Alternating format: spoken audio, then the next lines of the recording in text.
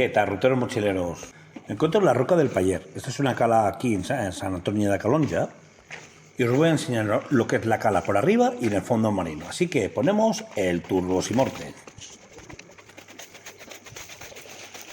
Bueno, esto es una cala situada en el municipio de, como os he dicho, San Antonio de Calonja, ¿vale? Que es aquí en el Baix d'Empordà. Y vamos, es una pequeña calita, es una joya virgen de la Costa Brava, ¿vale? Toma su nombre, según he podido leer, ¿vale?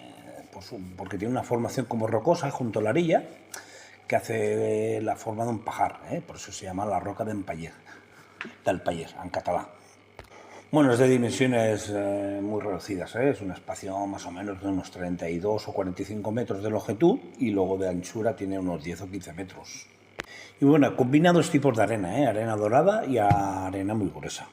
Tiene como dos piscinas tipo spa natural, que luego os la enseñaré de vista aérea al final del vídeo. Y ahora nos estamos centrando en el fondo marino, ¿vale? El fondo marino esto es una cala de... es un auténtico paraíso, para los amantes del snorkel como yo y del buceo de superficie. ¿Veis? Aquí estáis viendo lo que son las piscinas naturales, tipo balneario. Es una playa nudista, que normalmente se hace en el mismo final de temporada. Y bueno, como habéis podido ver, está todo el fondo es rocoso, con pasillos tipo túneles. Y nada, espero os haya gustado, con esa alegría y entusiasmo. ¡Let's go!